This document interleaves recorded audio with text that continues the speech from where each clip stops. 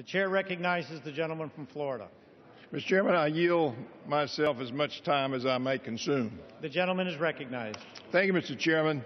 I'm pleased to present to the House the fiscal year 2015 Financial Services and General Government Appropriations Bill.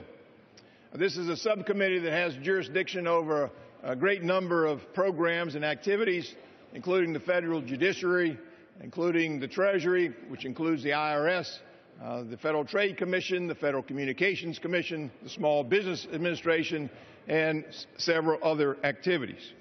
And all the agencies under this subcommittee's jurisdiction play an important role in the functioning of the federal government. And so I think it's appropriate that all the members of the House have a chance to offer germane amendments to this bill and the impact the funding that's provided therein. Now, the bill that we're considering today provides $21.3 billion in discretionary funding. That's $566 million, 2.6% less than last year, and it's $2.3 billion, or 9.6% less than the request. Now, the subcommittee's allocation has been reduced, but it's one that is necessary to live within the confines of the budget agreement that was put together under the Ryan-Murray Agreement. And the allocation is sufficient to fund the priority programs, while it will reduce some of the programs that are not essential to the operation of the federal government or have a history of wasting taxpayer resources. Now, one of the main provisions of this bill is funding for law enforcement. The bill provides increased funding for over fiscal year 2014 for several law enforcement activities.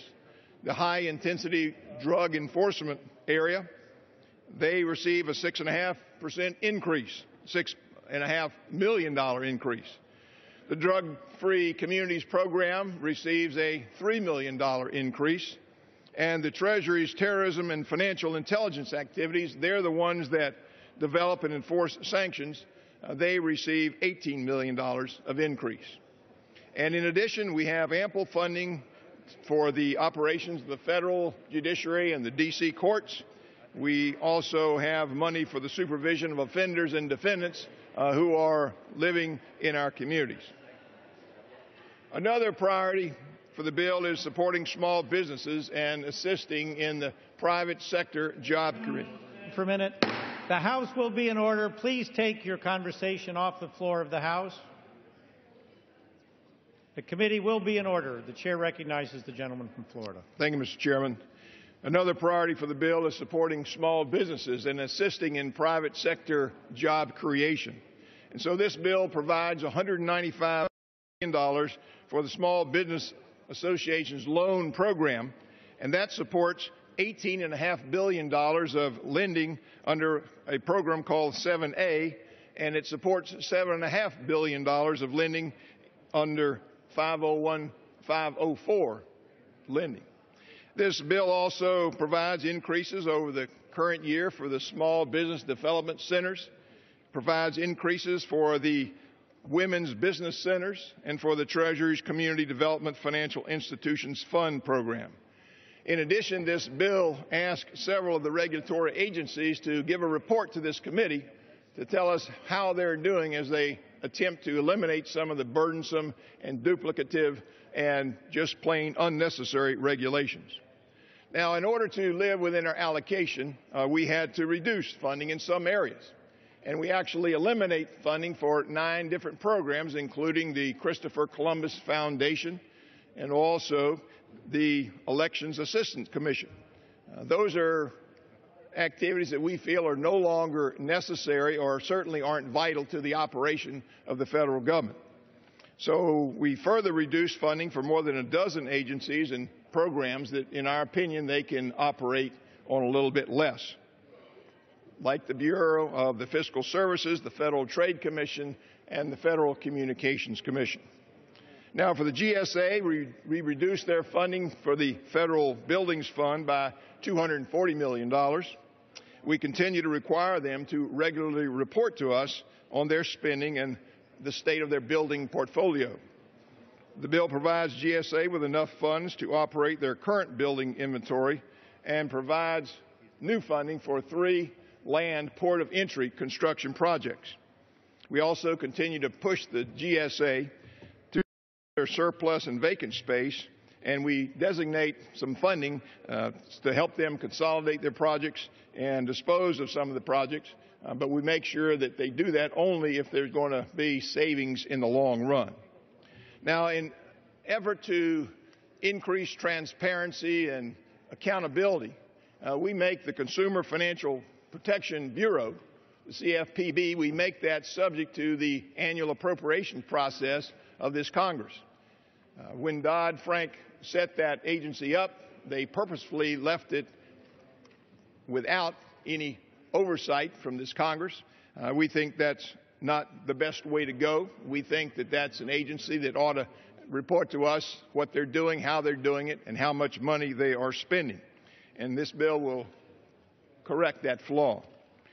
Now, the bill freezes funding for the White House and the Office of Management and Budget. It includes a requirement that OMB submit the President's budget request on time, something they've not been able to do the last couple of years, or they will face a withholding of approximately 7 months of their budget until the President's request is sent. In addition, the bill contains a prohibition on funding for the White House to prepare signing statements and executive orders which are contradictory to existing law. Now, finally, I'd like to touch on the IRS. This committee still remains outraged at some of the activities that we've seen from the IRS in the recent times. First, we learned that they were singling out individuals and groups of individuals for additional scrutiny based on their political philosophy. Then we learned that they had wasted millions of dollars having lavish conferences around the country and making silly videos. Then we learned that the new commissioner paid $63 million in bonuses and awards after the prior commissioner had said we're not going to pay those. And then we find out that some of the people that were receiving those bonuses and awards were in fact delinquent on their own taxes. And so last year we had some reforms on spending, we had reforms on the targeting, but work remains to be done. And so this bill provides the IRS with $10.95 billion.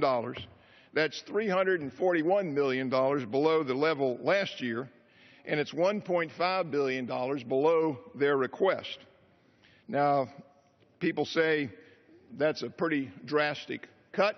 That actually leaves the IRS funded at the same level they were prior to 2008.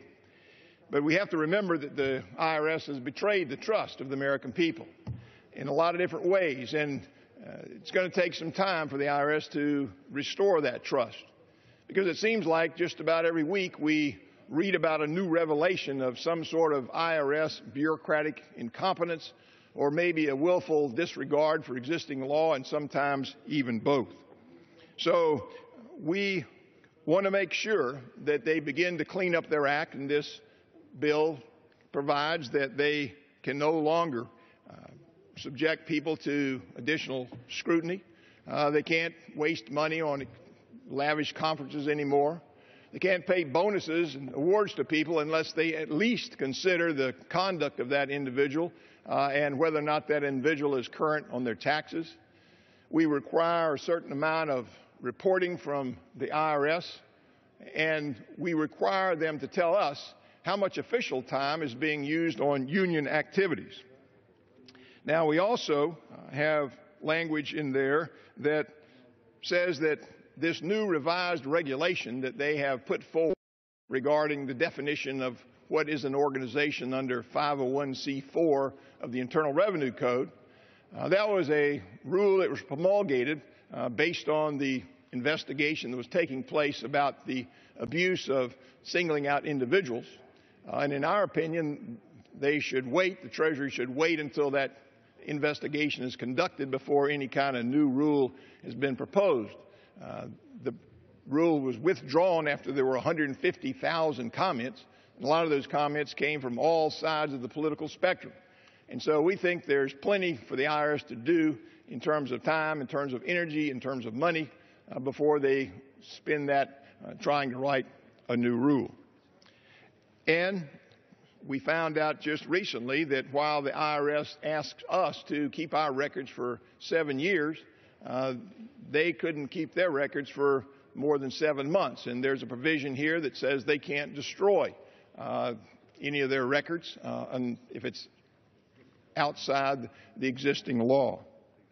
And finally, I want to say something about the Affordable Care Act. This committee believes that the IRS should not have a role in implementing the individual mandate of the Affordable Care Act. The IRS, as I said, has betrayed the trust of the American people. There's not much trust in the IRS today. People don't trust the IRS with their taxes, and they're certainly not going to trust the IRS with their health care. And so this bill, at a time when the IRS hasn't demonstrated much ability to either self-correct or self-police, the bill says that they can't spend any money to implement the individual mandate of the Affordable Care Act, and they also can't transfer any money from the Department of Health and Human Services. So that's it in a nutshell, Mr. Chairman. I think this is a good bill. It takes the money that we have. It made some tough choices and sets the right priorities, spends money in a wise and efficient way. And I want to thank all the members of the subcommittee for the work that they put in. I want to thank our staff, both the majority and the minority staff, for the work that they've put in.